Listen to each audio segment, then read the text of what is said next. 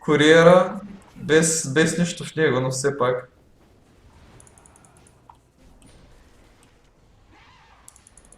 В момента е в доста кофти място Нолан.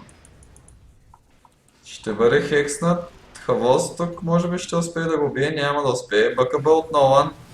Resolution убива Мак. Сьома почва да поема много демидж. Мак тук влиза, опитва се да стънне, хващат Фъник с Ейджиса.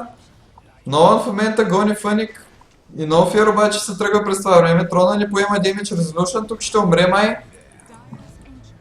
Задържа да сега Оракъл обаче умря и без байбек. Мак също купува се. О, дето огромна битка. Хаволство става тук на много малко. Дефанинг Бласт обаче за нас е нова на една страна и това е GG. Най-накрая след 60 минути мъчение успяват да вземат тази игра. Empire с много мъка успяват да я вземат тази игра от Vega.